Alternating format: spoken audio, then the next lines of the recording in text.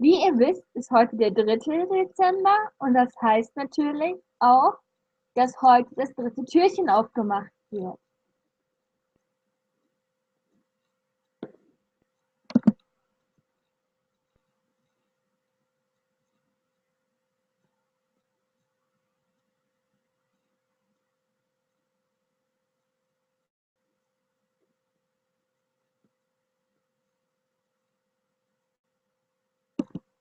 Tut mir leid, ich hatte gerade eine kleine Störung.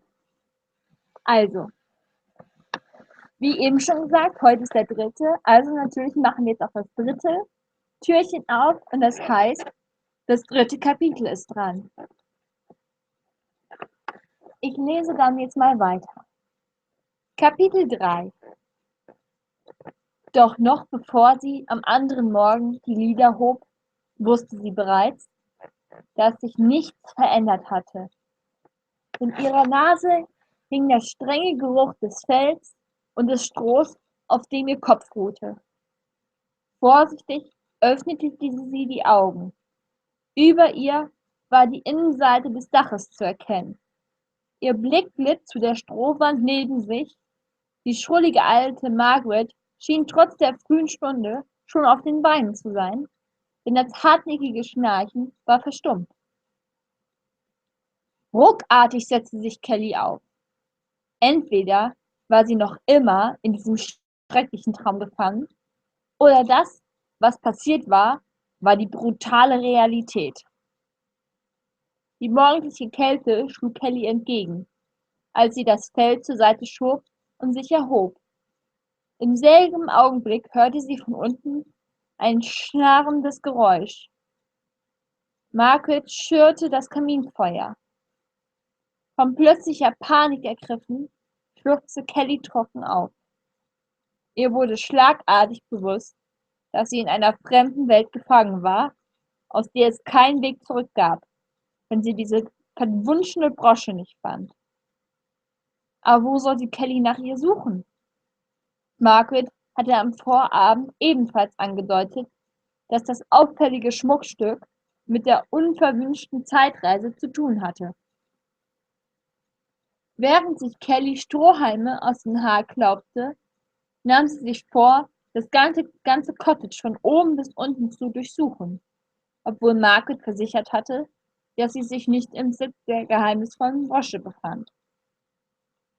Vorsichtig stieg Kelly die Leiter herunter. Dabei achtete sie darauf, nicht wieder auf den Klauerjedersaum zu treten, denn wenn sie sich das Genick brach, würde sie nie in ihre Zeit zurückkommen. Margaret schob ein Blech mit brötchenförmigen Gebilden über das Feuer und sagte ohne aufzusehen: »Guten Morgen, Jungfrau Kelly. Sie wohl geruht?« »Äh, ja. Ich hoffte, beim Erwachen würde ich mich in meinem Pensionszimmer in der Stadt befinden.« »Nicht so eilig, mein Kind. Ihr seid erst seit wenigen Stunden bei mir, und es bedarf viel Mühe eurerseits, dass euer Wunsch in Erfüllung geht. Also steht den Dingen gelassen entgegen und lernt Geduld.« Wütend löste Kelly ihren im Schlaf unordentlich gewordenen Rückenzopf. »Soll ich mich etwa hinsetzen und darauf warten, dass die Brosche wieder auftaucht? Das wäre zu einfach, nicht wahr? Ihr müsst schon etwas dafür tun, damit euch euer Wunsch erfüllt wird. Ich meine, den Wunsch nach einem Ritter.« Margaret reichte Kelly einen einfachen Holzkamm mit groben Zinken, damit sie ihr langes, üppiges Haar ordnen konnte. Unbeholfen fuhr Kelly mit dem Kamm durch ihre Mähne. »Ich verzichte auf den Ritter, wenn ich nur wieder heim könnte.« Margaret lächelte geheimnisvoll, goss etwas warmes Wasser aus dem Kessel in eine Schüssel und gab sie Kelly. »Damit könnt ihr euch waschen. Dort in dem Verschlag neben dem Kamin. Nach dem Frühstück gehe ich hinaus in den Wald, um Feuerholz zu sammeln. Wenn ihr mögt, dürft ihr mich dabei begleiten.« »Wozu?« Kelly wies auf den Holzstapel in dem Verschlag. Man sollte meinen, dass ihr Holz für ein ganzes Jahr im Haus habt. Doch Margret widersprach sanft. Aber der Winter wird kalt und lang. Feuerholz kann man gar nicht genug haben. So ein Unfug. In dieser Gegend wird es kaum jemals wirklich kalt. Ach, dann habt ihr euch die nächtliche Kälte oben nur eingebildet? Fragte Margret mit lustigem Blick. Ihr müsst mich aber nicht begleiten. Bleibt ruhig in der warmen Stube. Kelly entgegnete nichts, sondern begann, zwei Seitenzöpfe zu flechten und sah der alten Frau bei ihrer Arbeit zu. Vielleicht war es gar keine so dumme Idee, etwas von der Umgebung zu sehen, dachte sie sich und nahm sich vor, weniger schnippisch zu sein, denn anscheinend konnte ihre angebliche Vorfahrin nichts für die Zeitreise, sondern war nur eine Art Gastgeberin. Gemeinsam verließen sie nach dem Frühstück das Cottage. Beide Frauen trugen dunkle Umhänge, Margret dazu einen langen Holzstab, der ihr beim Gehen behilflich war. Damals sah sie aus wie eine Hexe aus dem Märchenbuch. Sie überquerten die spätere Blunt Road, schritten eine Weile schweigend hintereinander her und bogen dann in einen schmalen Feldweg ein, der zu einem in der Ferne liegenden Wäldchen führte.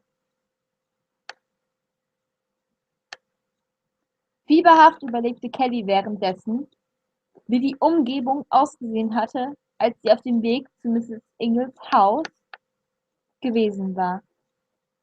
Doch sie konnte sich nicht erinnern. Die Bäume, Sträucher, Felder und Wiesen sahen genauso aus wie im 21. Jahrhundert. Ob sie wohl auf andere Menschen stoßen würden? Diese Frage stellte sich Kelly, bis Margaret kurz anhielt und sagte: An dieser Stelle werden wir in den Wald gehen. Da sind wir sicher. Gehetzt blickte sich Kelly um. Gibt es hier etwa Bären oder Wölfe? Bären findet man nur im Norden. Und Wolfsrudel wurden in unseren Wäldern schon länger nicht mehr gesichtet. Hin und wieder trifft man auf einen einzelnen Wolf. Aber sie sind scheu und harmlos, denn sie wissen, dass sie nur im Rudel stark genug sind, Menschen anzufallen. Margaret schob die Kapuze ihres Umhangs etwas zurück. Nein, ich spreche von Sir Lennox Schergen. Was machen die in den Wäldern? Die unfreiwilligen Untertanen vom Sir Lennox schikanieren und ihnen das bisschen stehlen, was sie im Wald gesammelt haben. Margaret wies mit dem langen Stock in den dunklen Wald hinein. In dieser Richtung findet man am meisten Reisig zum Feuer machen. Also komm! Kelly raffte Rock und Umhang, denn sie hatte Mühe, Margarets schnellen Schritten zu folgen. Immer tiefer ging's ins Unterholz. Es herrschte eine gespenstische Stille ringsum. Die kahlen Bäume verschluckten jedes Geräusch. Sogar das Knacken der kleinen Zweige, auf die beide Frauen gelegentlich traten, waren nur gedämpft zu hören. Als Margaret sich unvermittelt suchend bückte, tat Kelly es ihr gleich. Der Waldboden war übersät mit Holzfällerabfällen und unzähligen vertrockneten Zweigen.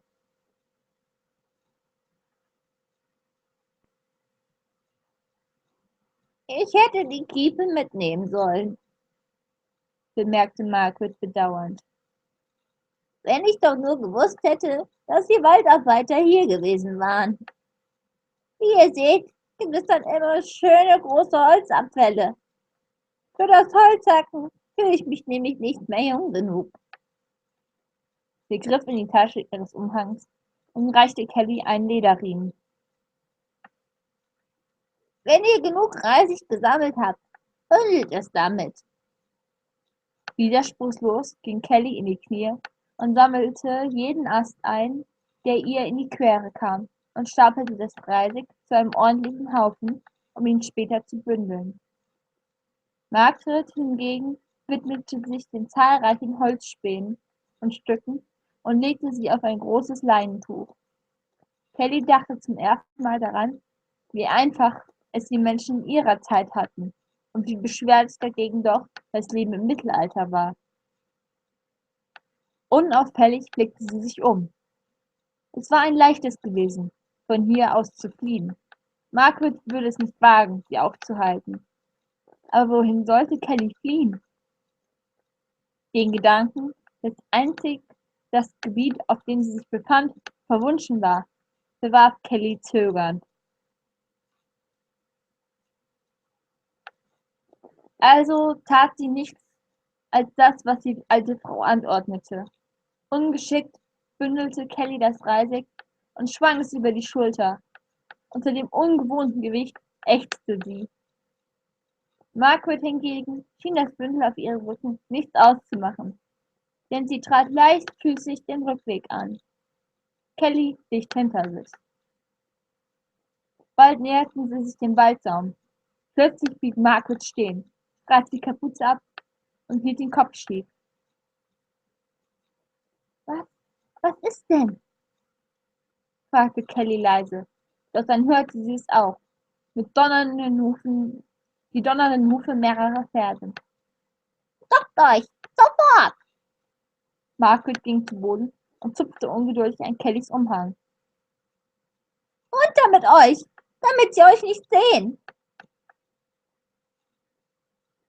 Gehorsam ging Kelly in die Knie, kauerte sich neben Margaret, die hinter einer Ansammlung von dürren Sträuchern Schutz gefunden hatte. Vor wem verstecken wir uns eigentlich? Wisperte Kelly zu Tode erschrocken. Doch Margaret legte warnend einen Zeigefinger auf den Mund und machte eine Kopfbewegung zum Waldsaum. Zwischen den Baumstämmen waren inzwischen mehrere Reiter zu erkennen, die auf riesigen Schlachtrössern saßen. Die Männer sahen mit ihren langen, ungepflegten Haaren und Bärten gefährlich aus. Sie trugen Kettenhemden und hohe Lederstiefel. Nach wenigen Sekunden war der Spuk vorbei und Margaret erhob sich wieder. Wer war diese wilde Bande? Wollte Kelly wissen, wagte jedoch nicht, ihr Versteck zu verlassen. Denn der Schreck saß ihr noch in den Knochen. Die Männer hatten ausgesehen wie wilde Wikinger in historischen Filmen. Allerdings hegte Kelly keinen Zweifel daran, dass die Reiter, die sie soeben gesehen hatte, keine Schauspieler waren. Ihr habt gerade die zweifelhafte Bekanntschaft von Sir Lennox Schergen gemacht, gab Margaret gleichmütig zurück. Sie sehen nicht nur gefährlich aus, sie sind es auch. Kelly stand auf und fegte mit der Hand ein paar vertrocknete Blätter von ihrem Umhang. Was haben Sie vor? Es schien, als hätten Sie es sehr eilig. Das täuscht. Die Männer und Sir Lennox hat eine ganze Armee von solchen kräftigen Kerlen um sich, sollen angeblich für Ruhe im Land sorgen. Sie kommen immer mit fliegendem Galopp daher, um sich Respekt zu verschaffen. Wahrscheinlich sind sie unterwegs in die Stadt. Mit gemischten Gefühlen zog sich Kelly die heruntergerutschte Kapuze über den Kopf und folgte Margaret, die dem Waldrand entgegenstapfte. Was würden diese Männer denn mit uns machen, wenn sie uns gesehen hätten? Wir haben doch nichts Verbotenes getan. Euch würden sie vermutlich schänden, bevor sie euch töten würden. Mich würden sie auf der Stelle totschlagen. Denn wir haben etwas Verbotenes gemacht, Jungfer Kelly. Wir haben nichts anderes getan, als ein bisschen Feuerholz zu sammeln. Aber damit haben wir Sir Lennox bestohlen, liebes Kind. Die Wälder und die Tiere darin gehören ausschließlich ihm. Wer sich an seinem Eigentum zu schaffen macht, gilt als Dieb. Die Leute tun es trotzdem, damit sie kochen und im Winter eine warme Stube haben. Denn Geld, um sich Holz von Sir Lennox kaufen zu können, hat keiner von uns. Mit den Wilderern verhält es sich genauso. Sogar veränderte Rehe und Kaninchen dürfen nicht mitgenommen werden. Wie grausam diese Zeit doch ist, gab Kelly nachdenklich zurück. War der frühere Grundbesitzer auch so streng? Percy von Barrymore? Im Gegenteil. Die Armen durften sich bedienen, so oft sie wollten, und niemand musste hungern. Sir Lennox hingegen führt eine Schreckensherrschaft. Aber wohin sollen seine Untertanen gehen?